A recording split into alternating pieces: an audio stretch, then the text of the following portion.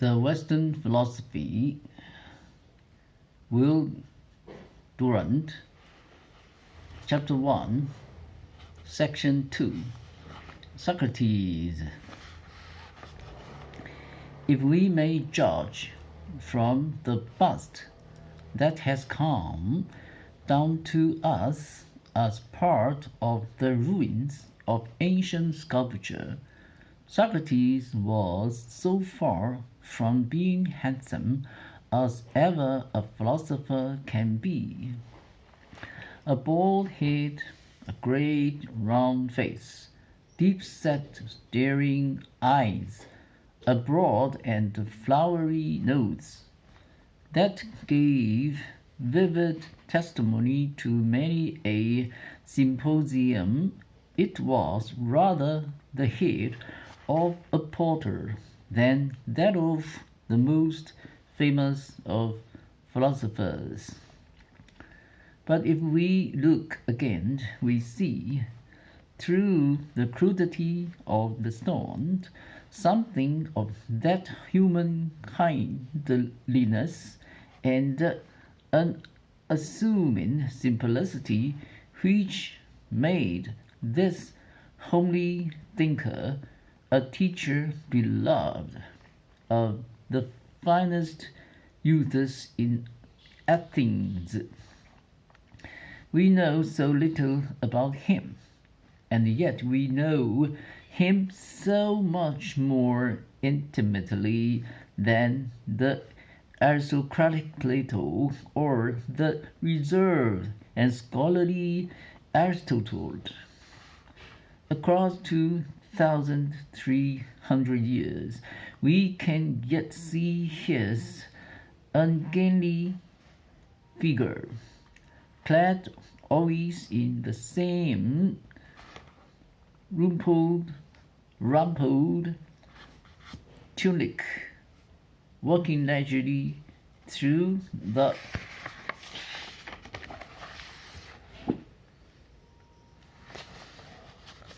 agora, undisturbed by the bedlam of politics, buttonholing his prey, gathering the young and the learned about him, luring them into some shady nook of the temple porticos, and asking them to define their terms. They were a motley crowd, these youths who flocked about him and helped him to create European philosophy. There were rich young men like Plato and Alcibiades who relished his satirical analysis of Athenian democracy. There were socialists like Antisthenes who, like the masters, careless poverty and made a religion of it. There was even an anarchist or two among them, like Aristippus, who aspired to a world in which there would be neither masters nor slaves, and all would be as wordless free as Socrates. All the problems that agitate human society today and provide the material of youth's endless debate agitated as well that little band of thinkers and talkers who felt with their teacher that life without discourse would be unworthy of a man. Every school of social thought had there its representative and perhaps its origin. How the master lived, hardly anybody knew. He never worked, and he took no thought of the morrow. He ate when his disciples asked him to honor their tables. They must have liked his company, for he gave every indication of physiological prosperity. He was not so welcome at home, for he neglected his wife and children. And from Socrates' point of view, he was a good-for-nothing idler who brought to his family more notoriety than bread. Socrates liked to talk almost as much as Socrates did, and they seem to have had some dialogues which Plato failed to report. Yet she too loved him, and could not contentedly see him die even after 70 years. Why did his pupils reverence him so? Perhaps because he was a man as well as a philosopher. He had at great risk saved the life of Alcibiades in battle, and he could drink like a gentleman without fear and without excess. But no doubt they liked best in him the modesty of his wisdom. He did not claim to have wisdom, but only to seek it lovingly. He was wisdom's amateur, not its professional.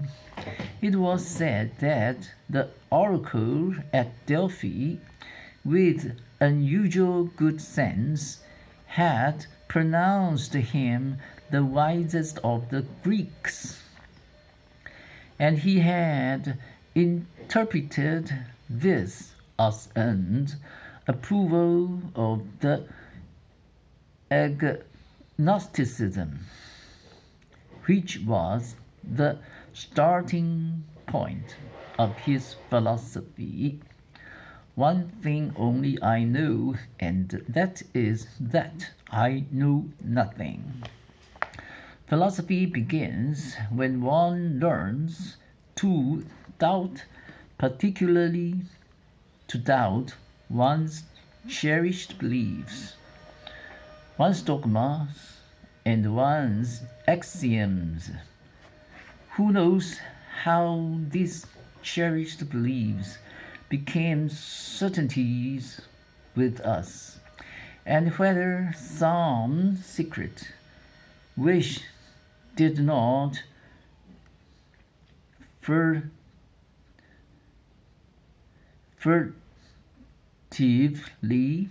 beget them, clothing desire in the dress of thought. There is no real philosophy until the mind turns round and examines itself. Naughty Sultan said, Socrates, know thyself. There had been philosophers before him, of course, strong men like Thales and Heraclitus, subtle men like Parmenides and Zeno of Elea, seers like Pythagoras and Empedocles. But for the most part they had been physical philosophers. They had sought for the physis or nature of external things. the laws and the constituents of the material and measurable world. That is very good, said Socrates, but there is an infinitely worthier subject for philosophers than all these trees and stones, and even all those stars. There is the mind of man. What is man, and what can he become? So he went about prying into the human soul, uncovering assumptions and questioning certainties. If man discoursed too readily of justice, he asked them quietly to if what is it? What do you mean by these abstract words with which you so easily settle the problems of life and death? What do you mean by honor, virtue, morality, patriotism? What do you mean by yourself? It was with such moral and psychological questions that Socrates loved to deal. Some who suffered from this Socratic method, this demand for accurate definitions and clear thinking and exact analysis, objected that he asked more than he answered.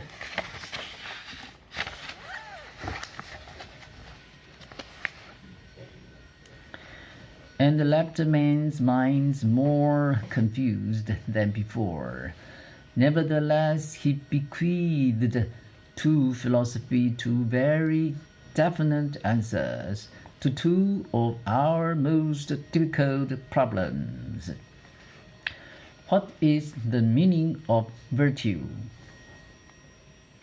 What is the best state?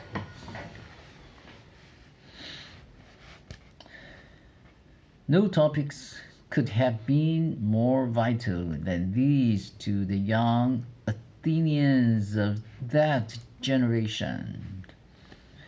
The sophists had destroyed the faith these youths had once had in the gods and goddesses of Olympus, and in the moral code that had taken its sanction so largely from the fear man had for these ubiquitous and innumerable deities.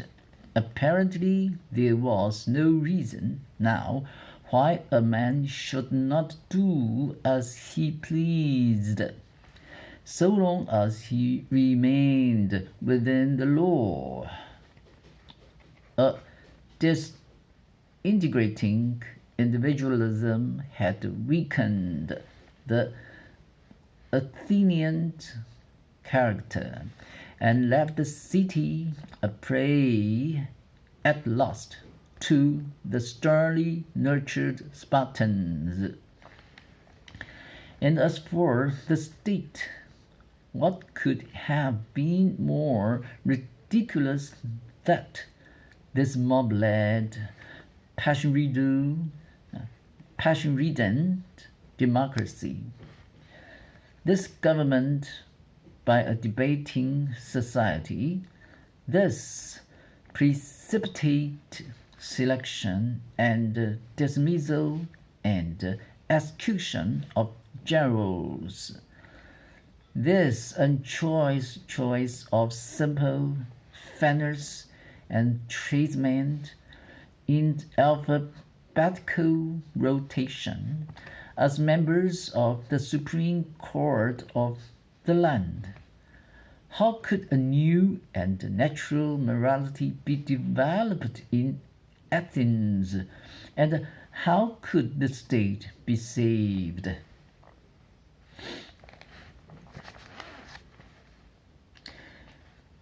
It was his reply to these questions that gave Socrates death and immortality.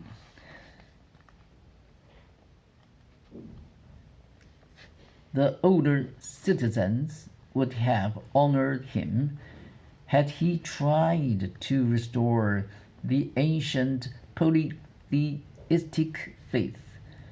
If he had led his band of emancipated souls to the temples and the sacred groves, and bade them sacrifice again to the gods of their fathers.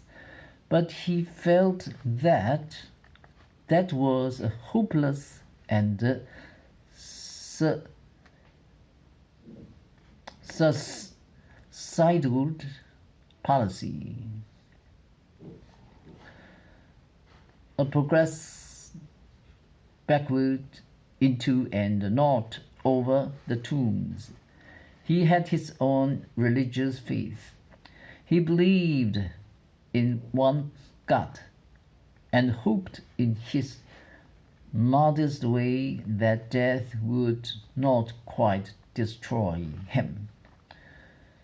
But he knew that a lasting moral code could not be based upon so uncertain a theology.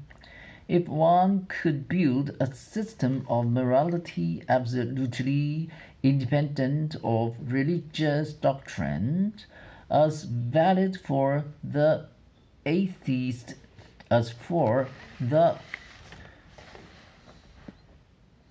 pietist,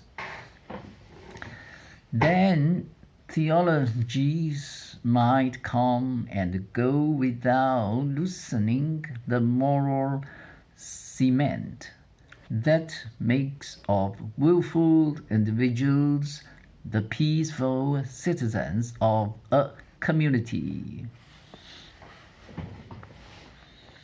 If, for example, good meant intelligence and virtue meant wisdom, if men could be taught to see clearly their real interests, to see afar the distant results of their deeds, to criticize and coordinate their desires out of a self-canceling chaos into a propulsive and creative harmony, this perhaps would provide for the educated and sophisticated man the morality which in the unlettered relies on reiterated precepts and external control. Perhaps all sin is error, partial vision, foolishness.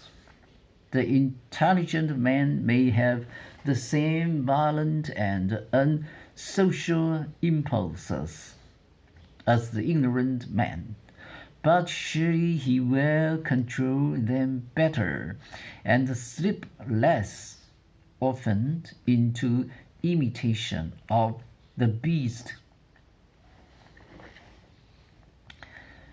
And in an intelligently administered society, one that returned to the individual in widened powers more than it took from him in restricted liberty, the advantage of every man would lie in social and loyal conduct, and only clear sight would be needed to ensure peace and order and goodwill.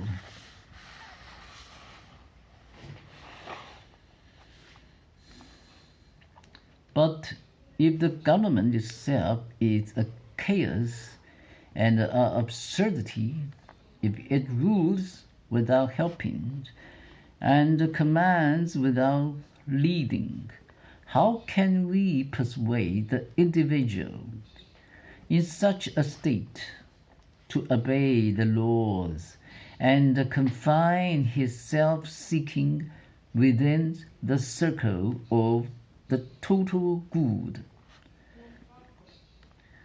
No wonder an Alcibiades turns against a state that distrusts ability and reverences number more than knowledge. No wonder there is chaos where there is no thought, and the crowd decided in haste and ignorance to repent at leisure and in desolation. Is it not a base superstition that mere numbers will give wisdom? On the contrary, is it not universally seen that men in crowds are more foolish and more violent and more cruel than men separate and alone? Is it not shameful that men should be ruled by orators who go ringing on in long harangues like brazen pots, which, when struck, continue to sound till a hand is put upon them? Surely the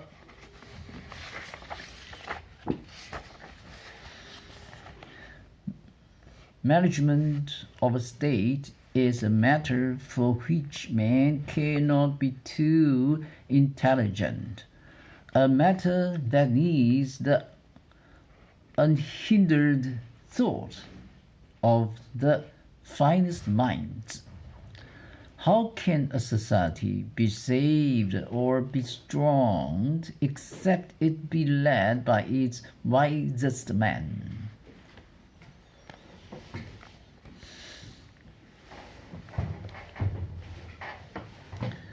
Imagine the reaction of the popular party at Athens to this aristocratic gospel at a time when war seemed to require the silencing of all criticism, and where the wealthy and the lettered minority were plotting a revolution.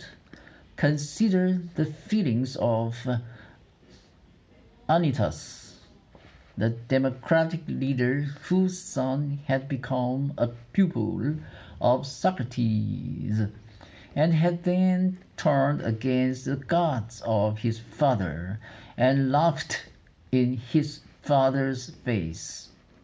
Had not Aristophanes against the gods of his father predicted precisely such a result from his specious replacement of the old virtues by unsocial intelligence?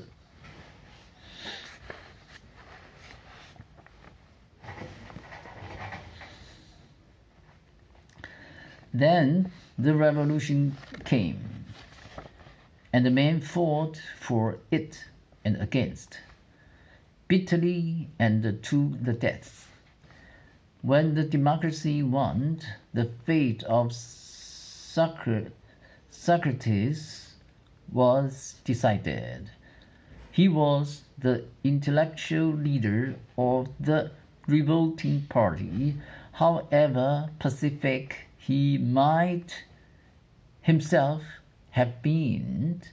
He was the source of the hated aristocratic philosophy He was the corrupter of youths drunk with debate. It would be better, said Anytus and Menotas, that Socrates should die.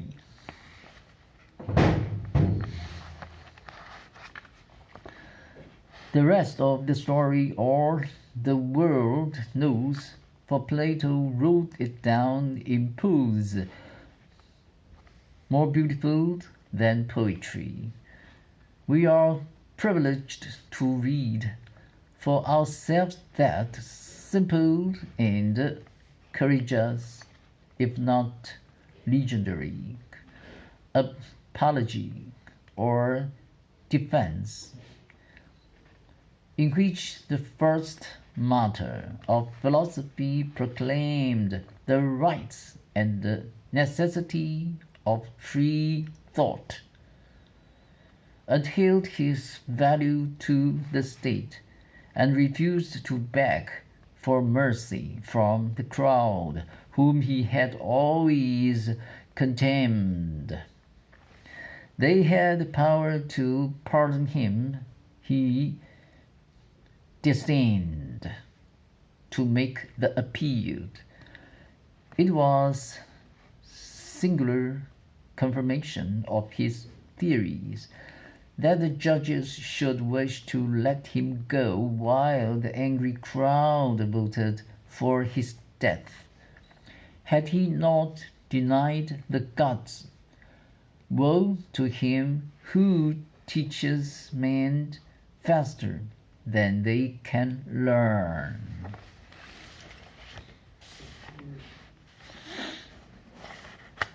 So they decreed that he should drink the hemlock.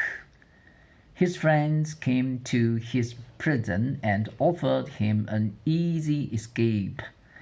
They had bribed all the officials who stood between him and liberty. He refused. He was 70 years old now, 399 BC. Perhaps he thought it was time for him to die, and that he could never again die so useful. Be of good cheer, he told his sorrowing friends, and say that you are burying my body only. When he had spoken these words, says Plato, in one of the great passages of the world's literature, he arose and went into the bath chamber with Crito, who bade us wait. And we waited, talking and thinking of the greatness of our sorrow. He was like a father of whom we were being bereaved, and we were about to pass the rest of our lives as orphans. Now the hour of sunset was near, for a good deal of time had passed while he was within.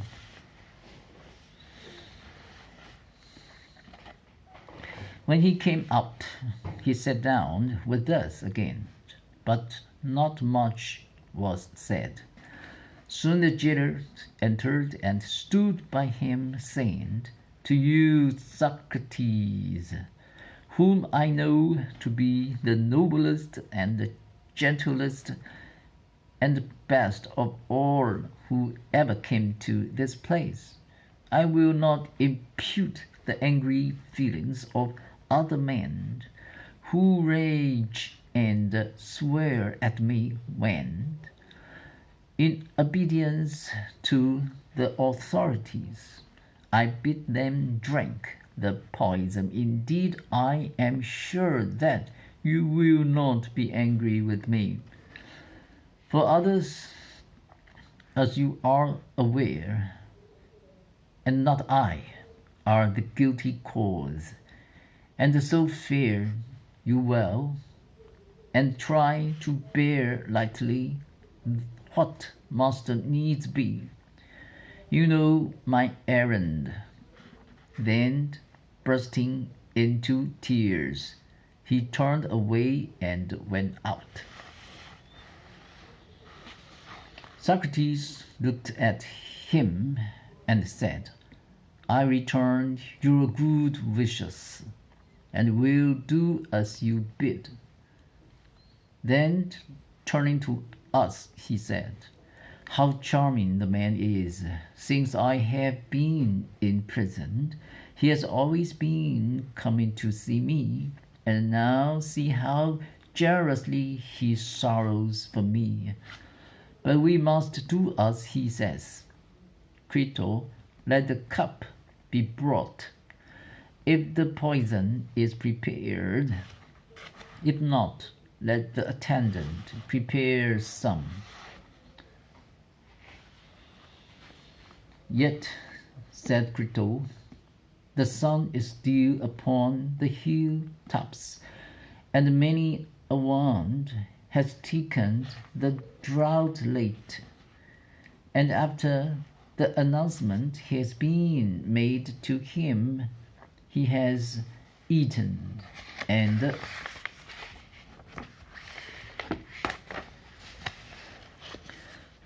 drunk and indulged in sensual delights. Do not hasten, then there is still time. Socrates said, yes, Crito, and they of whom you speak are right in doing thus, for they think that they will gain by the delay. But I am right in not doing thus, for I do not think that I should gain anything by drinking the poison a little later. I should be sparing and saving a life which is already gone. I could only laugh at myself for this. Please then to do as I say, and not to refuse me.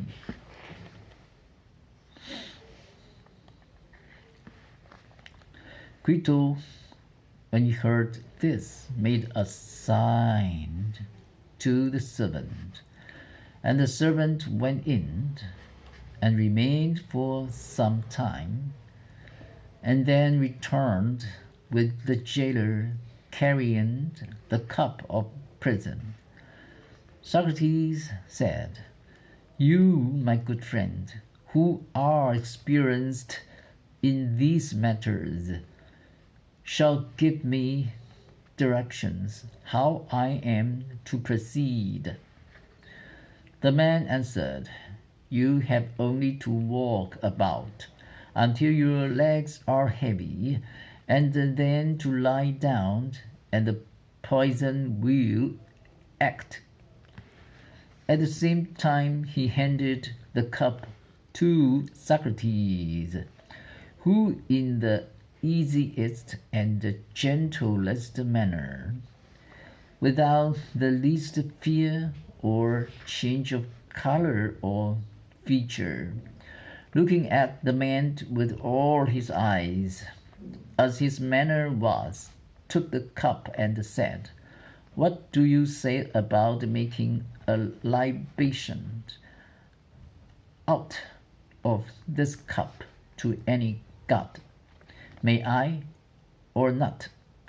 The man answered, we only prepare, Socrates, just so much as we deem enough. I understand, he said, yet I may and must pray to the gods to prosper my journey from this to that other world. May this then, which is my prayer, be granted to me. Then holding the cup to his lips, quite readily and cheerfully he drank the poison. And hitherto, most of us had been able to control our sorrow. But now, when we saw him drinking, and saw too that he had finished the draught, we could no longer forbear. And in spite of myself, my own tears were flowing fast, so that I covered my face and wept over myself. For certainly I was not weeping over him, but at the thought of my own calamity in having lost such a companion. Nor was I the first, for Crito, when he found himself unable to restrain his tears, had got up and moved away, and I followed. And at that moment, Apollodorus, who had been weeping all the time, broke out into a loud cry, which made cowards of us all. Socrates alone retained his calmness. "What is this strange outcry?" he said. "I sent away the women mainly in order that they might not offend in this way. For I have heard that a man should die in peace. Be quiet, then, and have patience." When we heard that, we were ashamed and restrained our tears. And he walked about until, as he said, his legs began to fail, and then he lay on his back, according to the directions.